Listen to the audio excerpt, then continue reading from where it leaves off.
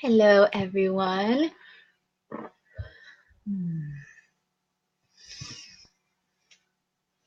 It's me, Sarah, and the Inviisibles, and I'm just going to share this a few times. I've already got a few questions lined up. You guys are quick. So for everyone popping on, I'm just going to double check here. Okay. So for everyone popping on and all those that are coming, this is me and the Inviisibles, and this is an opportunity for you to ask a question for yourself, humanity, or the planet, or to just enjoy and receive the transmissions as they come through. So how this works, just cleansing this up. All right. You start with tea.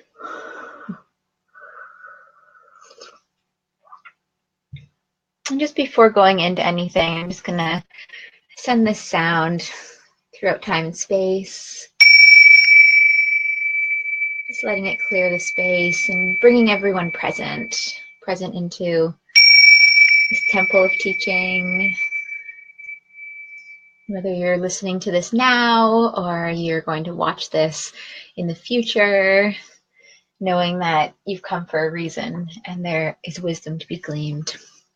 So the basic format of this is the request I have for all beings that watch this or listen is to believe it, receive it, leave it, or lend it. So making sure that whatever you hear, if it's something that feels important to you, it's a gem that wants to go forward with you in your life, please use that, please take that and let it inspire you.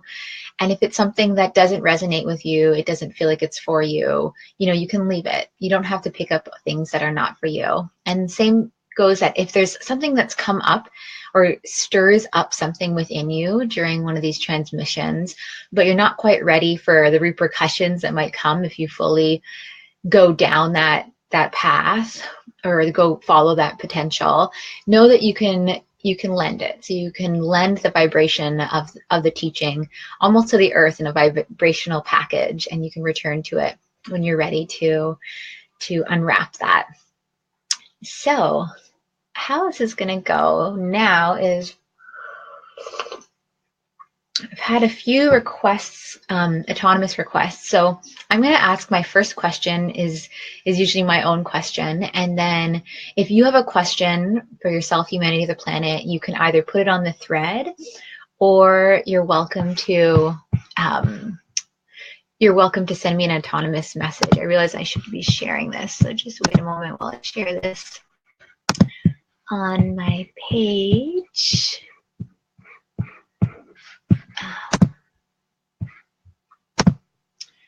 So while I'm sharing this on my page, people can see that it's happening.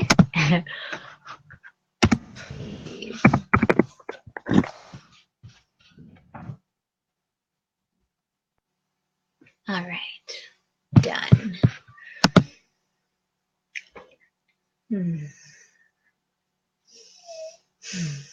So recently, for anyone that's been catching up with where I've been at, I just went on a 9-day liquid fast that was a commitment to my health and my vitality and my purification and just refreshing and resetting my body.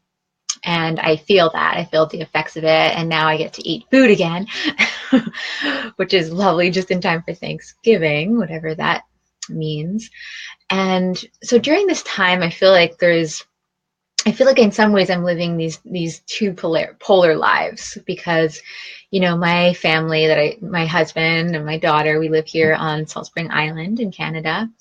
And, we've got a farm going and it's potato season. And so we're harvesting all kinds of roots and, we just did 200 feet of potato harvest and there's even more to come. And so I feel like I have this one area of my life, which is very rooted and very grounded. And right now, a lot of food preserving and just homemaking and all of those nourishing things, tending to the fire and being a mother. And then on the opposite spectrum, I have the work that I do with the Inviisibles and my healing profession and all the people that I see all around the world, and I have a tour that I'm lining up. And all this I feel like is very much more attuned to like the mind and to these higher realms and to these etheric realms and the dreaming body. And so with these two polarities of like the rooted and the domestic and the home and the farm, and then meeting this other calling in my life, which is calling me to do my tour and to travel and to teach and share and bring needed wisdom where it is needed, I've been finding a bit of a schism within my being. And so, and that schism is just in regards to what do I prioritize? How do I live a balanced existence while learning how to choose wisely what I'm prioritizing to focus on? So these are some questions I have for myself. And the question I have for the Inviisibles and regarding that is wondering if they have any reflections for people that are feeling like they're living two different lives, are feeling like the two hemispheres, the two parts of themselves are having a hard time meeting. So what is that? What guidance do they have towards those on this planet that have very polar experiences happening in their lives? And before I get to that, I'm just going to respond to, we've had a few requests. All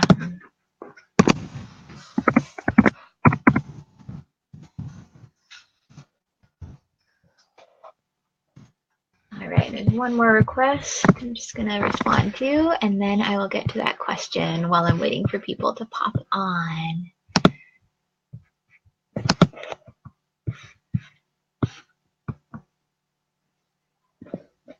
And if you are popped on and you want to put a question on the thread or send it privately, please do so soon. It looks like we've got a couple questions already lined up, so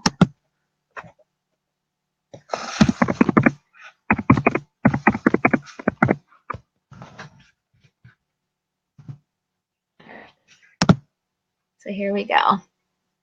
This is about living two lives, or the feeling of living two lives, and what the Inviisibles have to say about bridging these hemispheres of existence.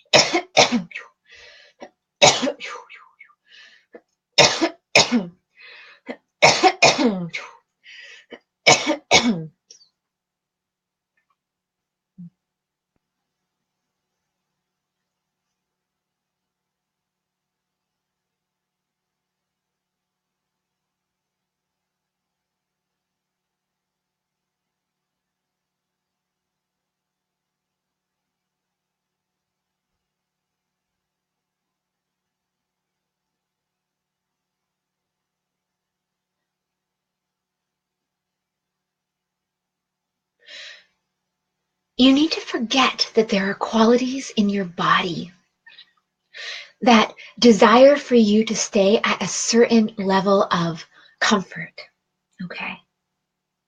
And these qualities or these programs or conditionings that you've inherited were there in place of other inherited conditionings and experiences that your ancestors have harbored, okay? So as life experiences itself through you, you need to understand that there are three areas of your life that determine who you're going to become. And when you reach these times in your life where you feel different areas of your life meeting, and you're almost living or trying to be that meeting point, while simultaneously experiencing the expressions of both avenues of existence, then yes, this can feel like a schism. It can feel like the desire to approach one or the other without prioritizing one or the other can feel impossible. But it's imperative, you see, because as you're evolving into what's needed of you, let's repeat that. As you evolve into what's needed of you, you'll notice that what is holding you back from this evolution may appear as a necessary path to maintain so you can have the energy to continue the evolving evolution in the other area of your life, okay? Because some qualities of us are so sure and steady that they feel it may feel impossible to make decisions without having them present. Okay? But if you are feeling a schism in your being, it's because you're not necessarily in a place to hold and harness the energies of both areas of your life at the same time. And that is okay. It's okay to realize when it's time to prioritize one or the other. And if that is happening, if there is something in your life that is actually requiring a lot more attention than you're giving it, but the illusion or what you're saying to yourself as the reason why you're avoiding giving it the full presence. Oh, but I need to focus on this. Oh, I need to develop this part of myself. Oh, this needs to be here so that I can sustain this other vision that I'm working towards. Oh, I can't harbor any feelings of resentment for myself for letting go of things that I loved. So to make room for the things I need to do, so I keep feeding the things I love, even if they're taking away and distracting from the energy I need to take steps forward. Does this sound familiar? So to develop yourself into the course of the moving current of water from the past into your future, you got to just let go of the shore. And that shore may feel like another aspect of yourself, something that's sure and steady. But in order to move forward at the speed you need to realize you're already in the water. You've taken that step. You're in the boat. And the only thing holding you back from projecting yourself with grace and ease into the future direction and trajectory is that hand using what you know as surety, having comfort in the shore. Well, you need to find comfort in the water, in the current that is moving you into your destiny. Thank you. All right, everyone. So that was about feeling a schism, feeling like living two lives. And that was regard to my own question because of what I feel like is happening for me in my own growth with what I'm doing with this work and in balance of homesteading and being a mother and having a farm and these two very, very important parts of myself, but how to give attention to what's needed right now. All right, so in order, we have a few questions that are autonomous, so I'm going to get to those first. And if anyone else is popping on and you have a question, you can either send me a private message if you don't want your name connected to it, or you can just put it on the thread and we'll get to you. So the next question we have queued.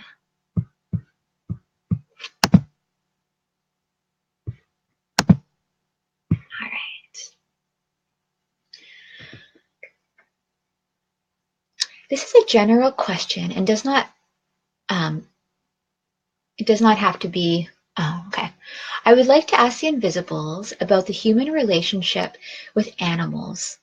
I have witnessed and felt many strong bonds between the two, and am curious about the contracts made and carried out between animals and humans. Can we journey with the same animal spirit several times within one or within one of our human lifetimes? Can we journey life after life with the same animal spirit? Do both spirits retain the same form, animal and human, in each incarnation, or can this form shift? Ooh, I like that. So this is regards to animal spirits, and there's a lot that she touched on. So let's see from all of that. Let's see if I can read over a few more pieces.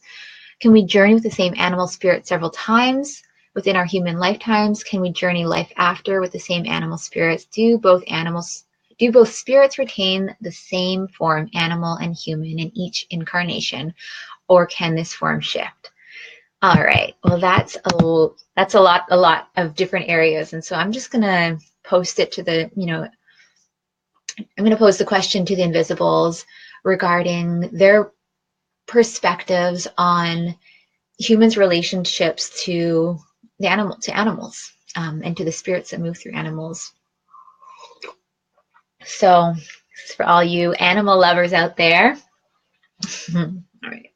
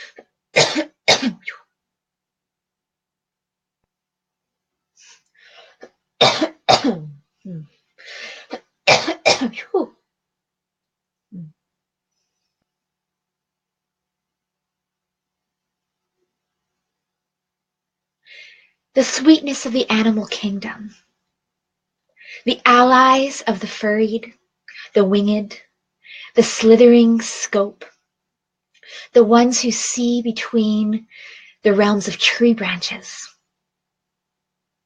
those who allow themselves to be known and those who allow themselves to be hidden.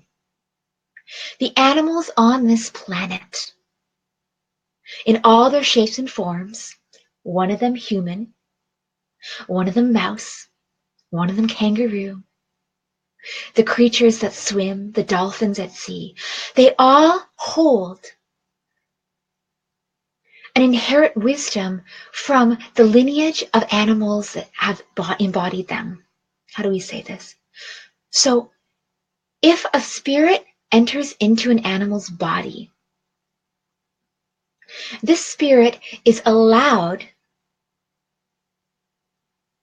access to the inherent wisdom and memories that that lineage of creature holds. Except each animal holds a different kind of memory. Some of these memories aren't held in the same ways that humans may hold memories, through image, through storytelling. Some of these memories that animals hold are very embodied. Okay. So humans have developed themselves to a point where embodied memories, which you can think of as programs or inherited DNA systems. So these embodied memories, when are embodied in an impulsive, instinctual way, do not have logic or reason to them. They're sparked by primal urge. Okay?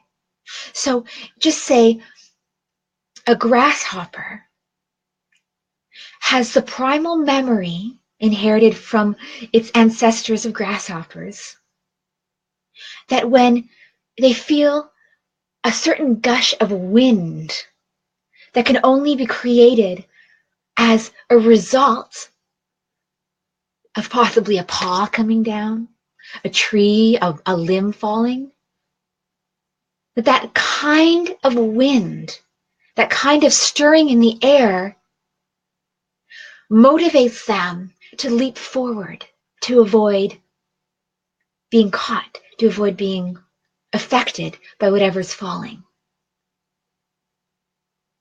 So where does the spirit come into this? Well, embodied memories are what are inherited on the primal level, okay? But how does a spirit that's embodied in an animal relate to the spirits that are embodied in other animals? Well, how we see it is that there's 3 identities that a spirit can go through.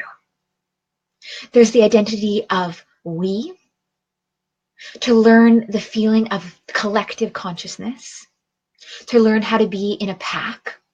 And there are certain animals that embody that and embody those teachings. There is the aspect of me, of isolation. Some spirits come to Earth to really experience being on their own, whatever that's supposed to mean. Okay. And there are different animals that embody those teachings more. Feel free to put them on the thread if you want. And then the third one are animals or spirits that come to this planet to embody the essence of us. Okay, so what's the difference? So there's we, and then there's us. So we use the word us as a global consciousness. So being able to acknowledge the great family that exists on this planet. This is different than the spirits that come to embody we. So we is more of a tribal lineage, the feeling of being in a cluster or a community. So the question about can animal spirits enter into human bodies? Well, yes, because a spirit is a spirit. And a human vessel is also an animal vessel, okay? But in order for a spirit to enter into the human vessel, there needs to be a certain amount of karmic regulations that have been fulfilled, but also the spirit and the soul have to meet and agree to learn the lessons that the body has to teach. This may be a little complicated, and we're sorry if we're confusing anyone, but to sum it down, we can say, or we can share this in a song. Animals, they surround and grow from the still and the very slow. Those who embody the heights of flight, those who know the ocean and its right. Swim to your birth, and you will find the anchored wisdom is within. Thank you.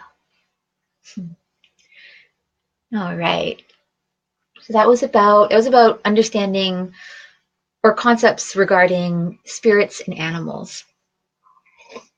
I felt like it was a bigger question to gleam on, so I hope that some of that was helpful. And so moving on, so I'm just going to put this up here while I'm getting to the next question. So if anyone is popping on for the first time, this is a great opportunity to ask a question for yourself, humanity, or the planet, or to just sit and receive the transmissions and know that if you're here, there's usually something for you to be gleaned from these teachings. So the next one, and if there's an anonymous question that you have, you're welcome to send me a private message if you don't want your name connected to it. All right, so the next question we have lined up today is, okay.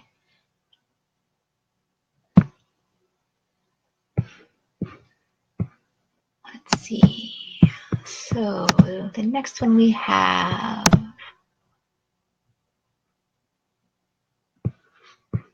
sorry guys, just wait a moment while I see this. Okay. So this is an anonymous question, and it says, so this being says, my partner and I have been having a lot of challenges lately. Do they have any guidance on the relationship? How to move forward? Any blockages or issues preventing us from truly thriving? I've always thought we were meant to be together for a long haul, but I've been questioning this recently. Can this relationship truly work? And if so, how can we make it so with more ease? Or is it just not meant to be? All right, so this is for the anonymous being. You know who you are in regards to any insight to glean upon this relationship and your current struggles. And are these struggles here to support growth, or are these struggles here to really catalyze the change and the shift into a new dynamic? Here we go.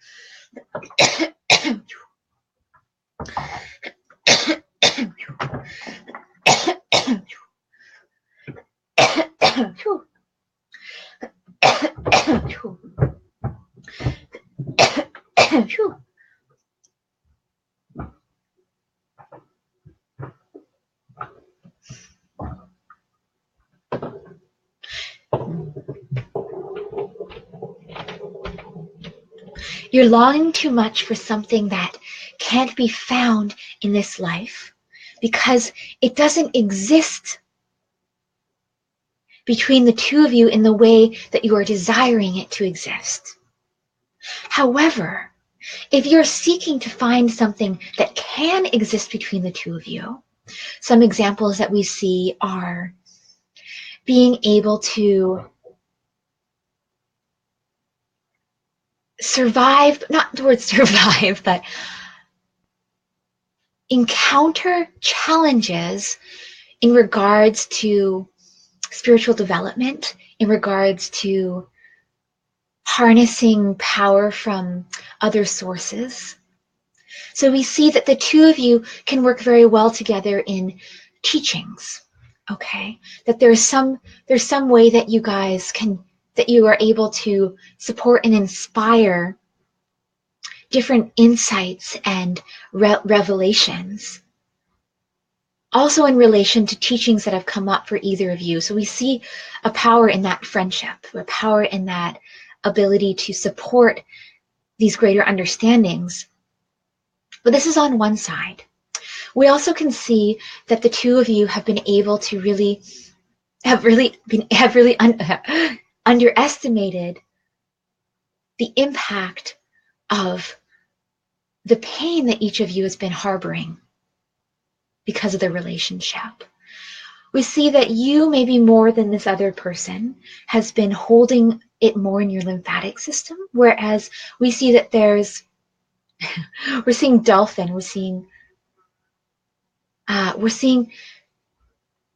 oh, okay, they want me to translate this. So they're showing me, so I'm seeing on the right side, kind of represents your relationship to your partner. And they're showing me this image of a dolphin.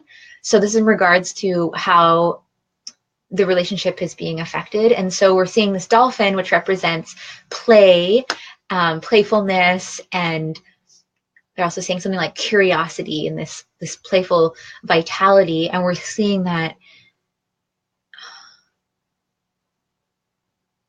Okay, let me get back in.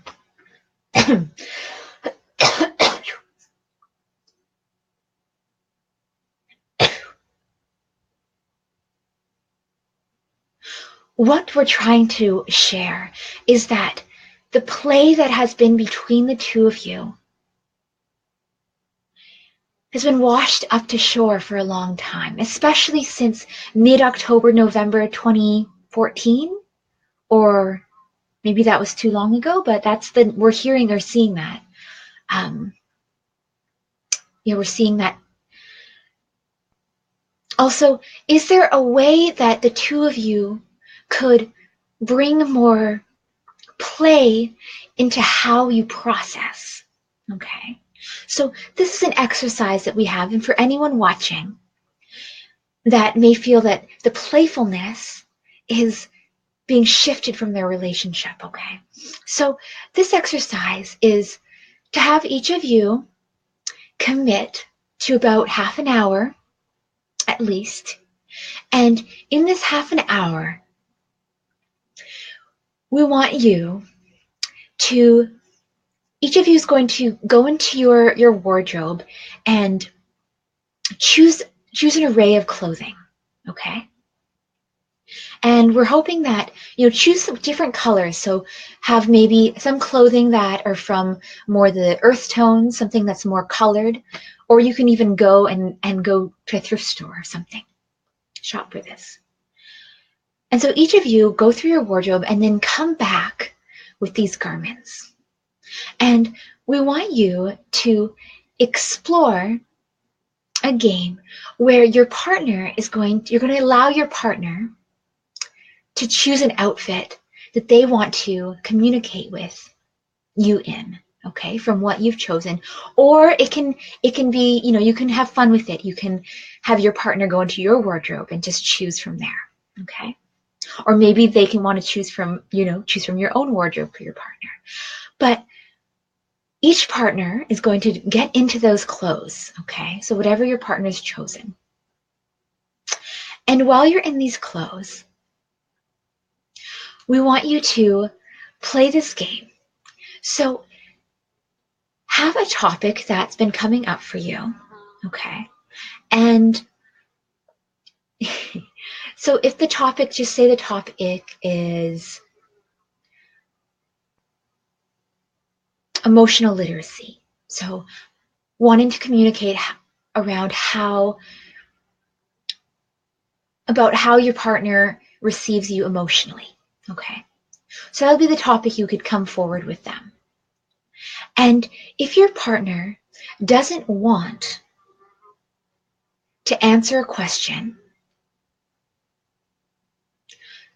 then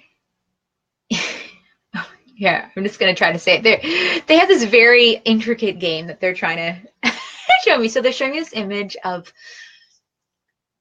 it's almost like strip poker, to be quite honest, but in a way that's playful. So as you're processing with your partner, and you can figure out what the rules would be, but just say the rule is if we bring up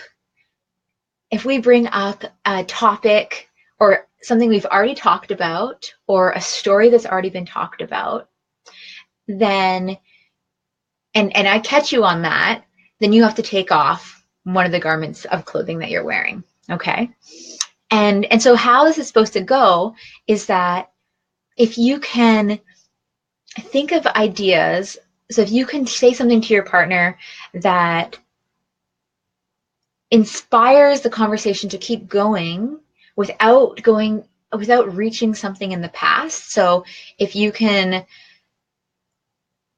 sorry, this is very complex what they're trying to show me, but so the more that you can continue the processing without going into the past or without bringing up like trigger points for your partner, then y'all get to keep your clothes on.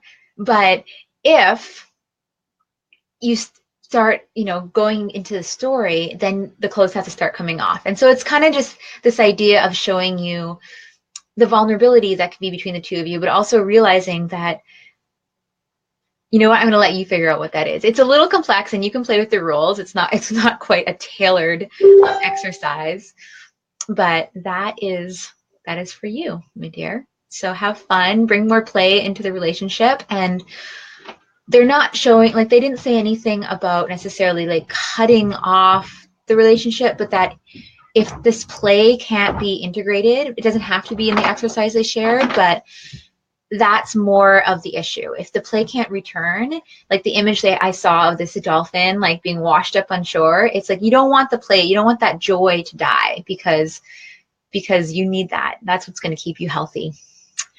All right, so moving on. So this is from Crystal Kaleidoscope. My headpiece is falling off. All right. What guidance, insight the Inviisbles have for me as to the ways in which I don't always have continuity in the spiraling projects and inspirations that come my way? Is it just part of my nature, or is there some way that I can cultivate myself so as to persevere and stay committed to something in particular? All right, so this is for any of you, if anyone wants to put any comments, if you've experienced that before, just the feeling of all of these ideas and inspirations that come our way, and how to keep on track with them. Or, for me, sometimes that can happen where I find there's so much inspiration, so many projects that I actually let a bunch of them get underdeveloped and then not ever see completion, which can also be sad. Okay. So this is for you and for anyone else that this theme may relate to.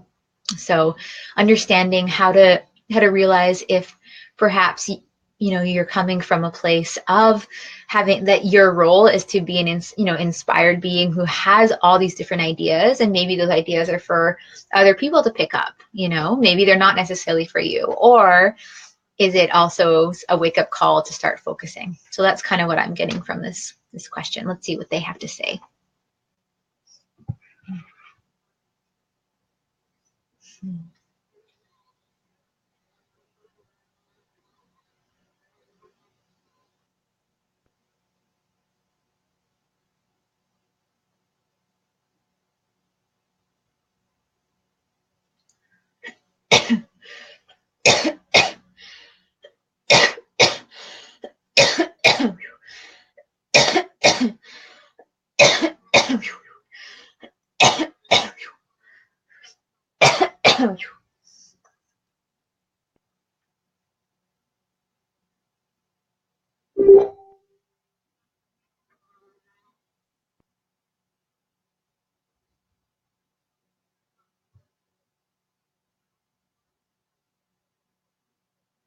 You need to know that there are ways that you can become yourself more fully when investing in the projects that actually come from a closer place to your core authentic desire. Okay. So what we see is that you and your core authentic desire have a conversation to have. Okay. Because we're seeing that there's something meddling with your fate. And this meddling isn't necessarily coming from yourself, but it's coming from the desires of others around you for you to play a certain role in their life. Okay. And how you're being affected by these desires is more important to investigate than why your projects are not reaching their fulfillment because of whatever commitment or lack thereof. So looking into a mirror and asking yourself, am I willing to release the contracts that I have, or the contracts that have served me between my fate and my past? Or another way of wording that is looking at yourself in the mirror and asking, am I allowed to speak for the part of myself that has been silenced for way too long? And what's the authentic answer that you have? Allow yourself, looking in that mirror, watch your facial expressions. Are you allowed? Do you allow yourself to have these experiences? Do you allow yourself to have the experiences of completion of these projects? Our feeling is that you're not allowing yourself to have completion in some areas because with completion comes a form of death. And this is a deeper issue that we see for you in regards to your relationship with death and transformation. And maybe this is a subconscious relationship that you haven't addressed, but we're really seeing that there is something within you that still fears or is holding back from the completion of projects because of a fear that the death that comes and the space that comes and the void that comes when they are out of your life can bring in energy that is going to be even more demanding of you. Because the projects that you haven't finished, yes, they're big. Yes, some of them do require a lot of your life stamina, but they're not the grand projects that you have in your future that we see for you. But they are the stepping stones to getting there. So why are you fearful of having life ask more of you? And why have you chosen to take that fear and turn it into stagnation? Into this image we have, okay, they're showing me this image of like eating heavy food and how in the process of eating heavy food, it's reminding us to slow down, to allow our digestive system to slow down, okay? And there's something that they're showing me about food in symbolic relationship to how you're going about your projects. So something about maybe, I don't know if you have any ideas on what they're talking about, but like, that's okay. I think I'm going to let them describe this because it's interesting. Here.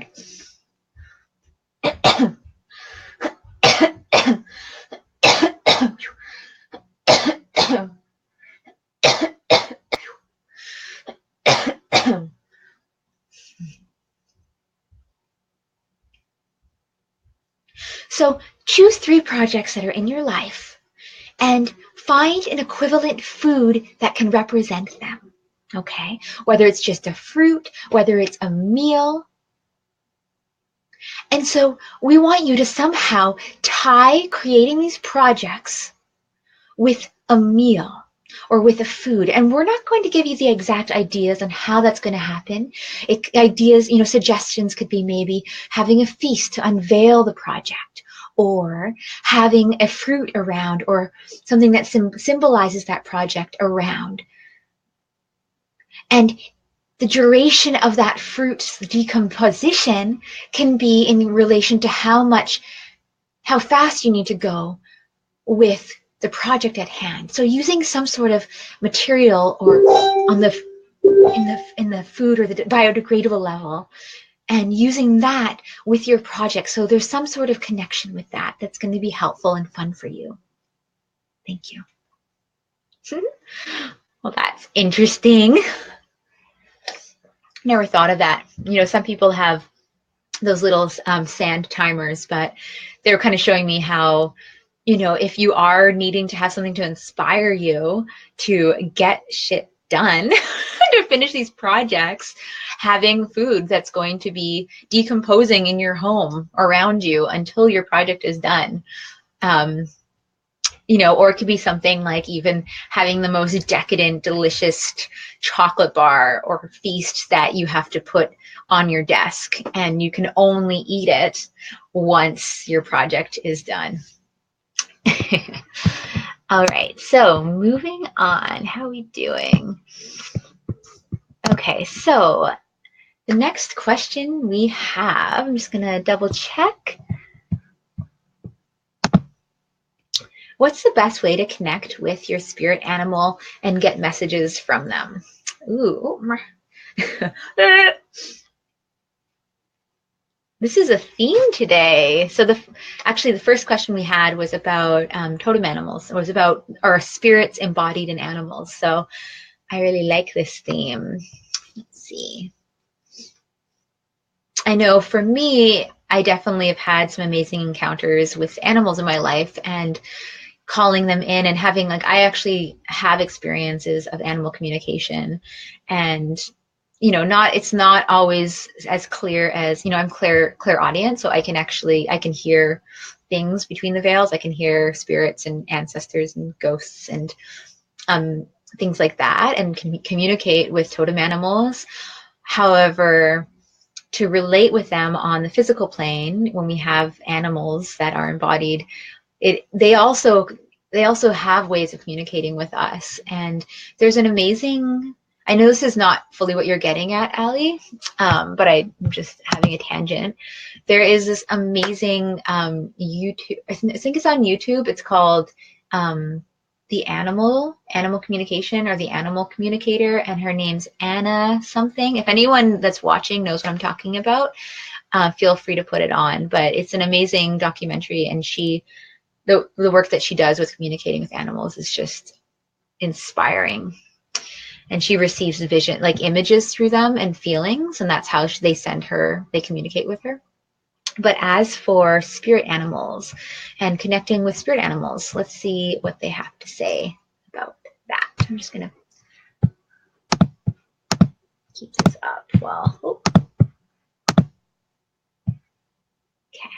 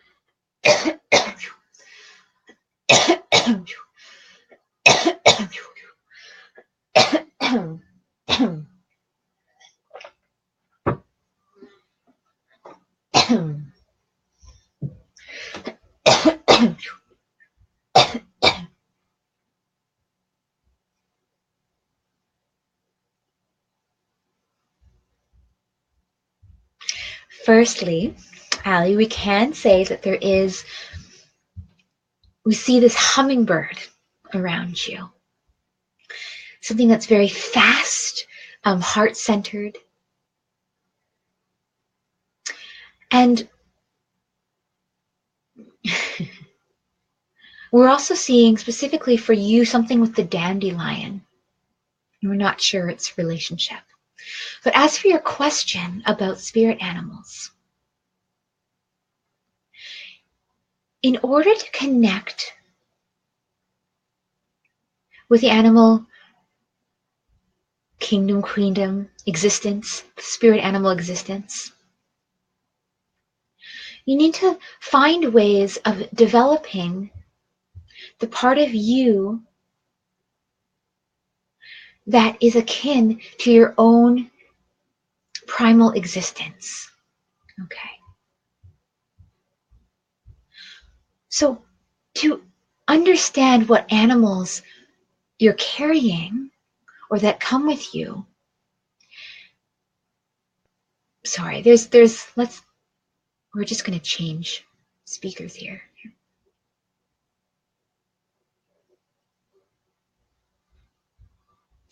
A golden hawk can fly as far as the sun can reach, But in order for its wings to span across the horizon, it must undertake a series of initiations that in some way will ripple down to the human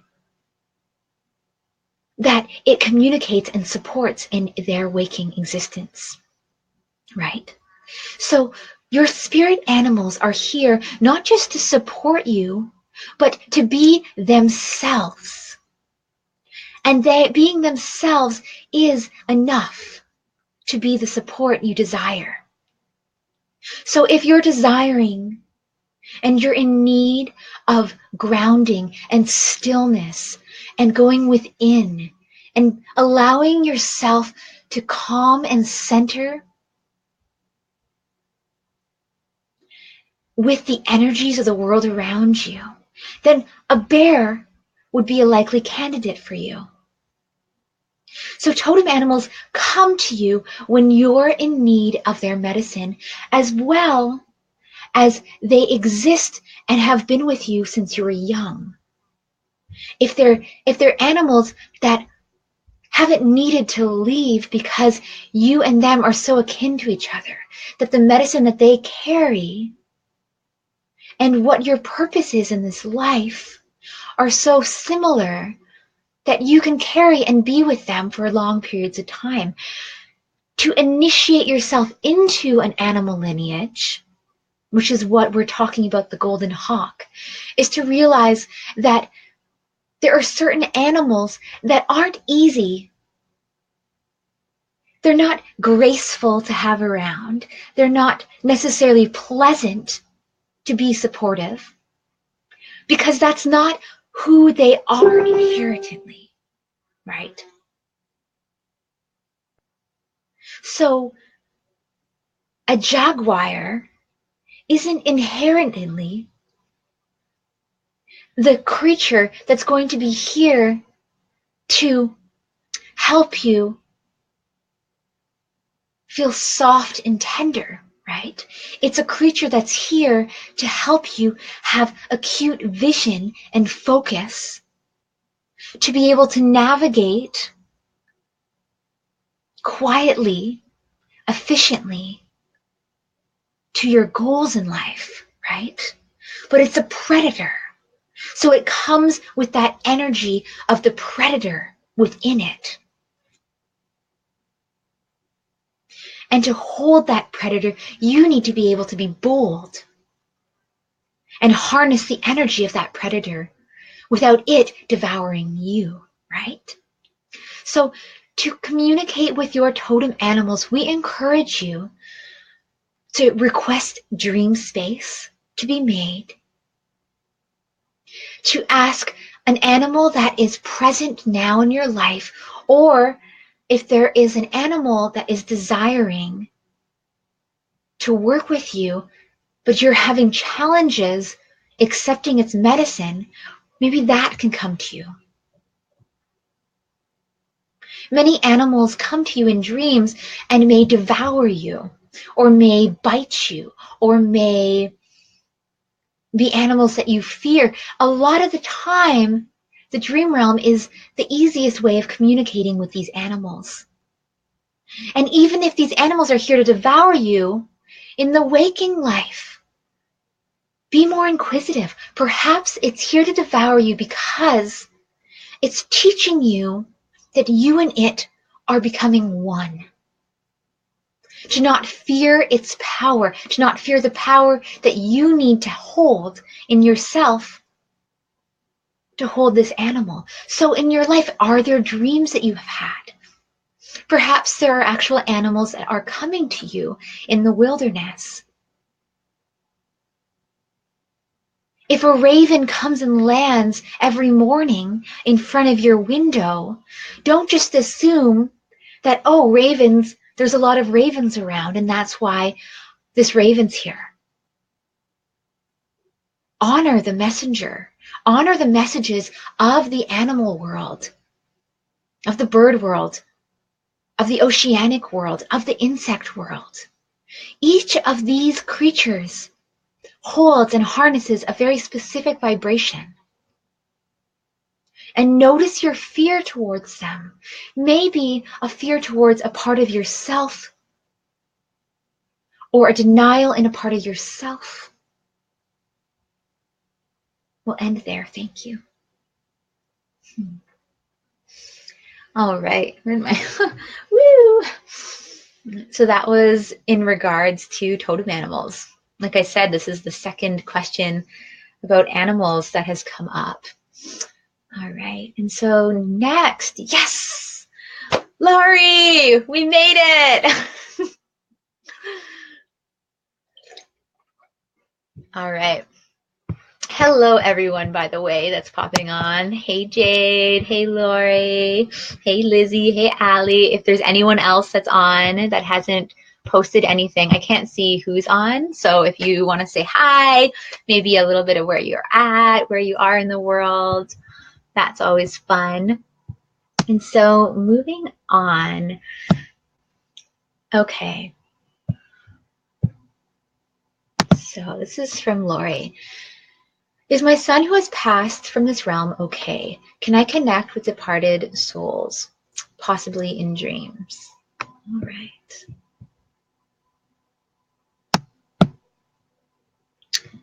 So, for working with souls, that have parted, there is certain, I call them cosmic laws or universal laws in regards to who wants to be reached and who cannot. So I'm just going to post that, and the Inviisbles are going to check in, and if they have permission to deliver a message, or if there's any messages waiting for you between the veils, they will do so. So this is in regards to your son that has passed on, that has, my husband likes to call it has graduated from this life. And so the other question, can I connect with departed souls, possibly in dreams? I know in my experience, yes. I believe that souls can. So when people pass, they can come to us in dreams. Maybe some of you have experienced that before. I find that there is a different, when I'm actually meeting a consciousness in the dream, I notice that there's something behind the eyes. So if you're curious, and it may help if you can lucid dream, but if you can remember having any dreams, maybe with your son in it, if there was something that you felt, if you were able to look at them in the eyes and feel a certain presence, that's usually the surest way of knowing that, yes, you're receiving a message from beyond the veils. And I found that presence, and this can happen, I've had meetings with people that have come, beings that have come to the dream, through the dreams, that are still like walking on this life. So the dream world is a place of conversations, when possible. But yes, in my experience, you can. I've also worked with, through sessions that I've done with people, have met deceased relatives and have delivered messages, which is always, I never know when that's going to happen, but sometimes it does, because sometimes there's still guidance. And so as for you, my dear, and for your son, let's see if there's any guidance, any messages from beyond the veils that we have access to share with you.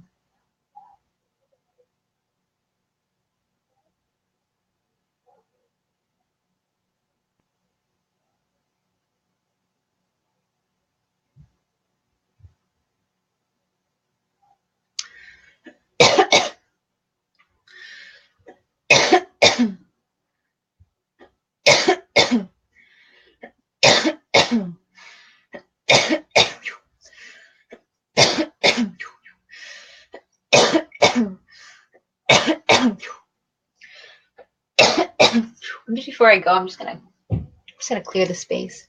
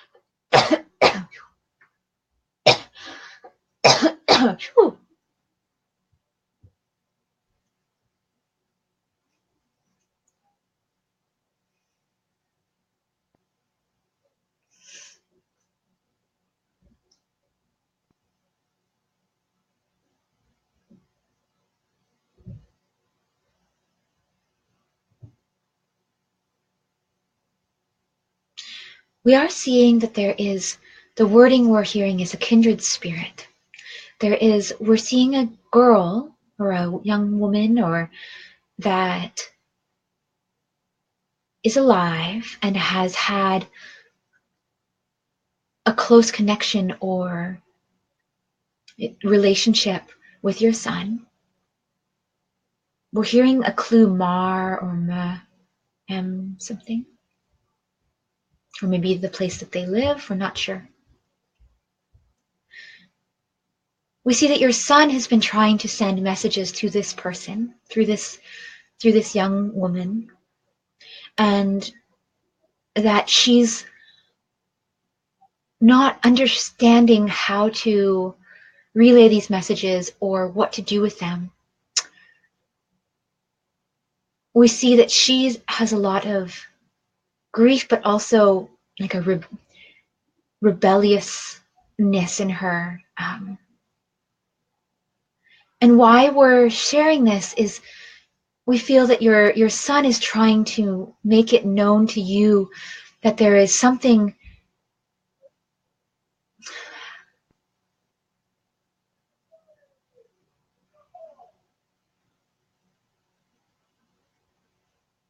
we're just going to repeat what we're hearing.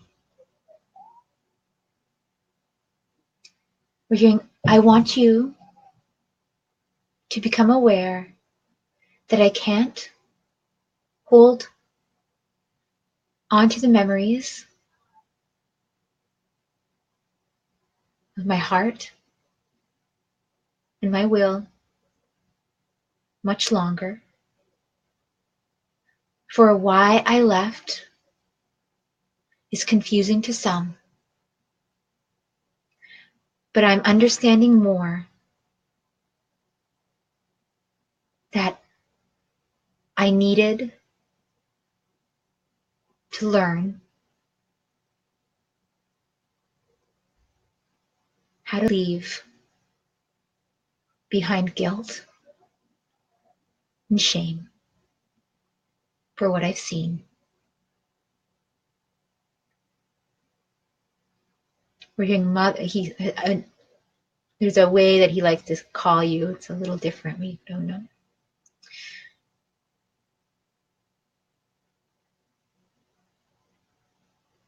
We're hearing, can you forgive me for leaving dust on the steps?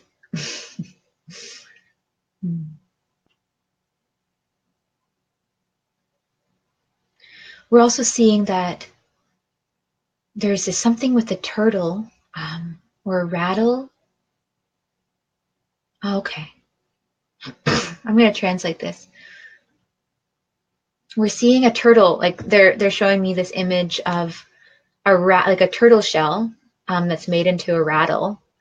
And unless you have one of these, or if you know someone that has one of these, or it's something for you to make or acquire, this shell, there, what I'm seeing is like there's something about, he's trying to make it known that there's something regarding you having this shaker. I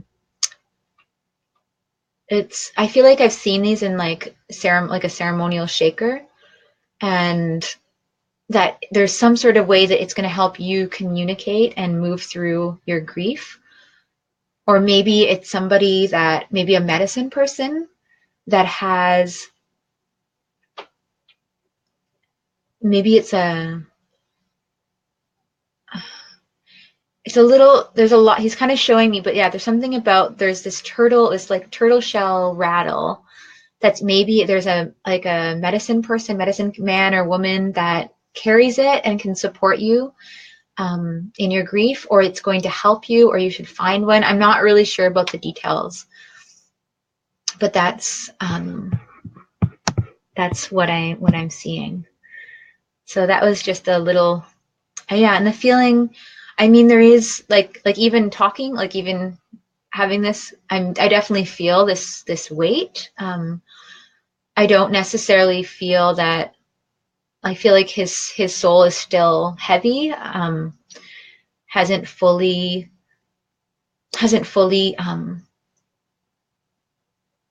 he's not fully complete with whatever learning he's had.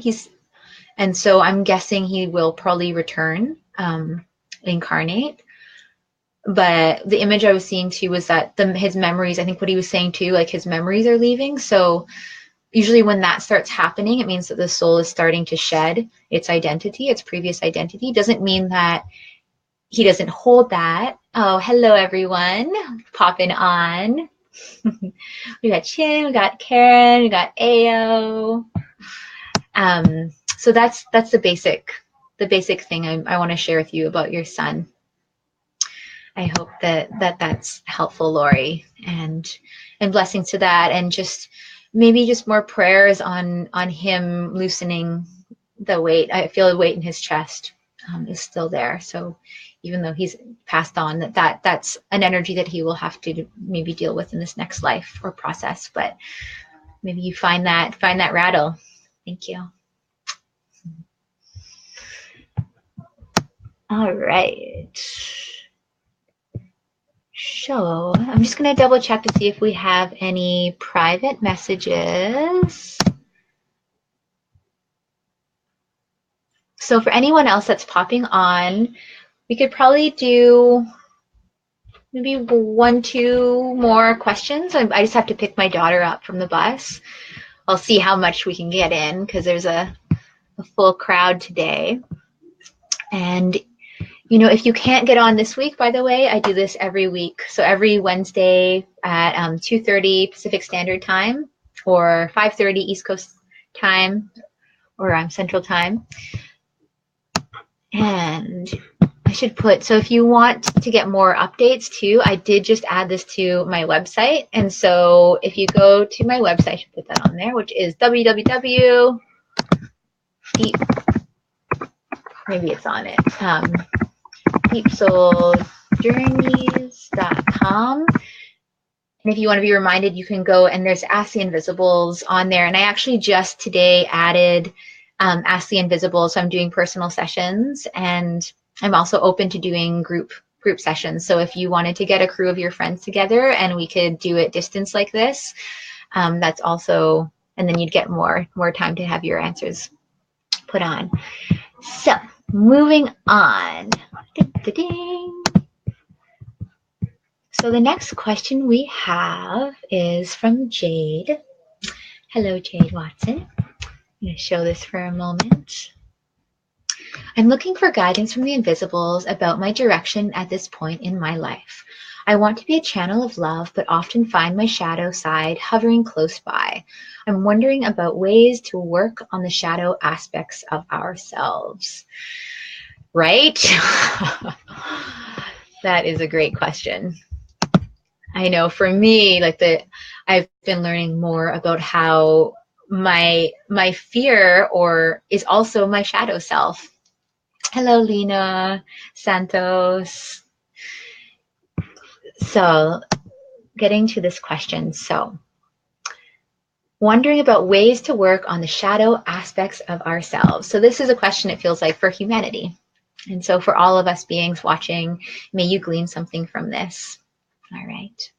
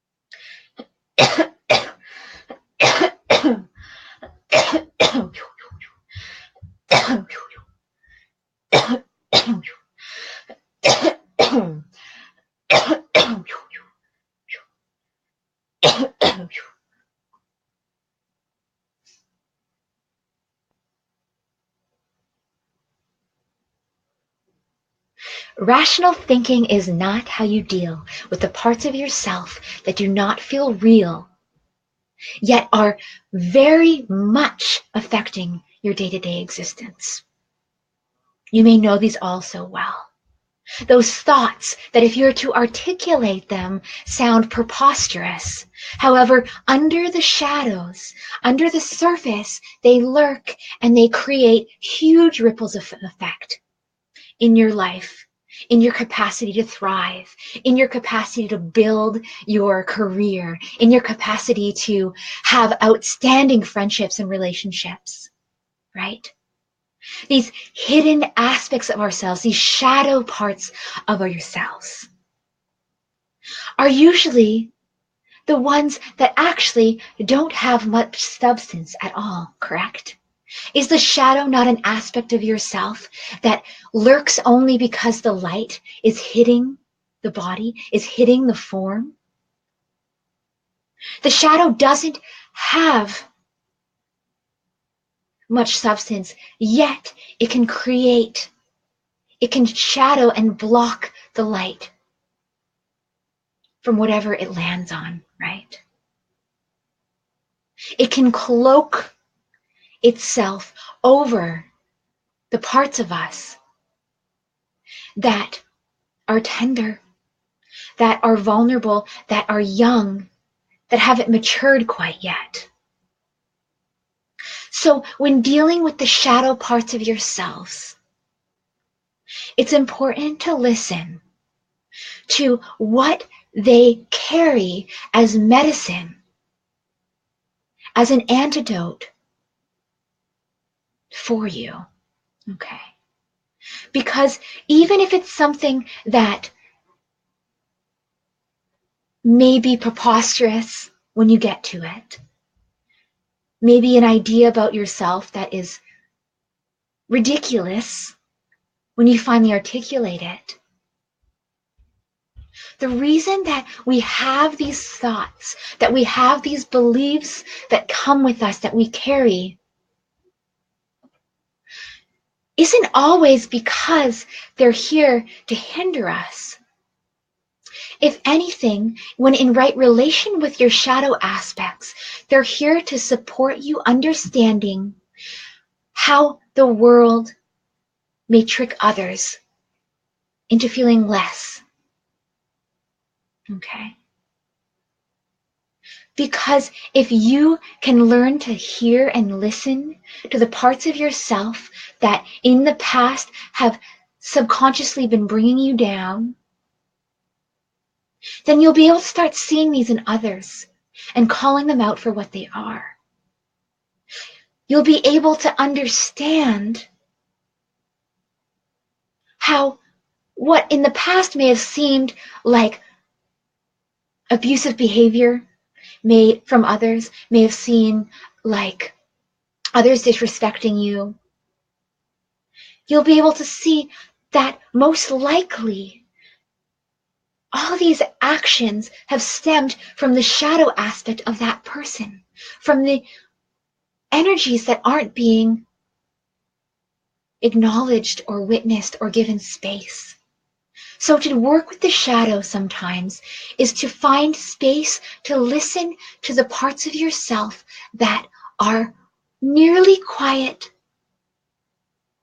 but not quiet enough to not affect you. So an affirmation we have, or a sentence we have for all of you is, I allow myself to know who I am within the light of my desires and within the cloak of my pain. I allow myself to know who I am within the beauty of my inspiration and within the sadness of my doubt.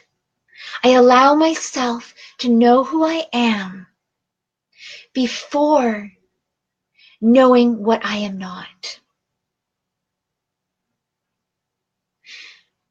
If the shadow is here to support you by reminding you who you are, reminding you that you have substance, then honor that. But if the shadow is just a residual pain body representation, if it's a belief that is inhibiting you, like for you specifically, we're hearing my inability to cope with the needs of others makes me inadequate to fulfilling the needs for myself or who I'm capable of becoming, which is a shadow belief, right? Finding the affirmations for your shadow. So if you can find parts of your aspects that are more cloaking, more heavy, then what would the balance to that be? The needs of others can be met by all that they are seeking, all the medicine and the carriers that hold what others need will be found by them. If I am one of those beings to support the needs of this person, then it will be clear to me and that person. I am not responsible for the needs of others if they are not in right relationship or contract with my soul's needs, etc. There's more to that, but thank you. All right. So that was about the shadow aspects. And let's see. Ooh, it's getting tight around here time-wise. I need to get my daughter from the bus stop really soon. Oh, can I fit another question? Let's see.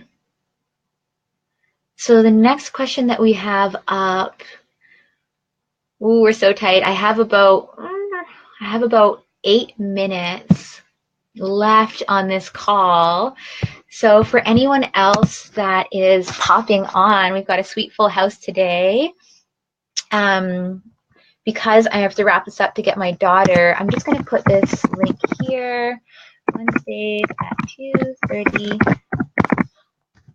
p.m.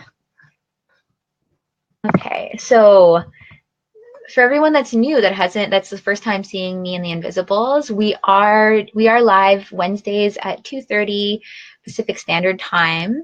I am going to be going on a tour, my tour. We're going to be touring down from BC, Canada, and going Portland, Ashland, Shasta, Santa Rosa, Sebastopol, Berkeley, Santa Cruz, maybe LA coming November. So we're also looking for hosts. We've got spots so far lined up, but we're also have some days available. So if you're feeling excited about the Inviisbles and you're along that trail come November and you want to private message me or get together a group of your friends and we can do Ask the Inviisbles in person, which is very fun and exciting for me, and to have people really feel the energies that come through, I would love to hear from you. Otherwise, it's a little too late, my dear Rosie, who was next in line. I need to get going as much as I'd love to see all the other questions. So Rosie, Ao, Karen, Chin, Elizabeth. Oh, look at all these amazing people that have popped on. Irma, Crystal Grindle, Melissa Boker, Lena Santos, Hazel Grace, all these beautiful beings. Jennifer Tisdale, Melissa Boker, Jane. Oh, I wish I could get to all of your questions. I do need to hop off and get my daughter. So yes, hope to meet you guys. Come next Wednesday if you're around. Oh, from Florida, Jeanette. So if you guys are around next Wednesday or any Wednesday coming up, as long as I'm not on tour, I would love to get to your questions. So pop on early, okay, for any of you. So it's 2:30 PST, it's 5:30 Eastern Standard Time to give you a reference. And if you have a private message, oh, growth and love to you too, Lori Jin. I'm so excited that you finally made it. She's been wanting to get on and has missed it a few times. So also next time, if you have a personal question that you don't want live, you're welcome to send me a private message. This time I actually had a few people that popped on questions, even though they weren't able to come to the transmission. right as it started. So that's also something you can do. And I look forward to answering questions and meeting you all through the veils in this way. Thank you so much for spending this time and these moments with me, and blessings to your journey and your walk on this planet. And to end, I'm just going to send this sound. And if you would like this sound to come into your space, if you give it permission, you can welcome the sound into your room, into your office, wherever you may be, to cleanse and purify your home and your body and bring you into center.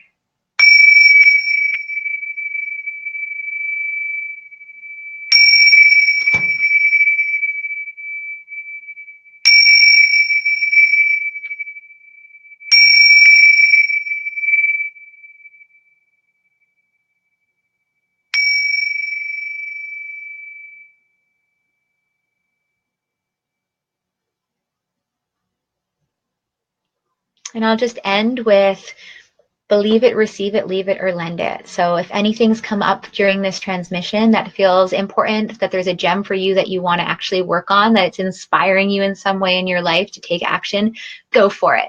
Receive it. If there is something that's come up during this transmission, you're welcome to also replay. There's going to be a replay available. That doesn't resonate with you, if a teaching came through and it doesn't really feel right, then please leave it. It doesn't need to come with you. Whereas if there is information or guidance that has come up that is stirring up some things in you and you're not quite ready to delve in or hold space for what that might ripple into, the ripple effect into your life, then you can lend it. So the lending process, I say, is taking that vibration, that teaching, and you can put it into almost like a sphere of energy and then lend it into the earth and let the earth hold on to it, so that when you're ready to take that teaching up, when you're ready to give space for the ripple effect it's going to have in your life, then please do. So that is that, and blessings to all of you. I gotta go get my girl. Aloha. And bye, Anne, who just popped on.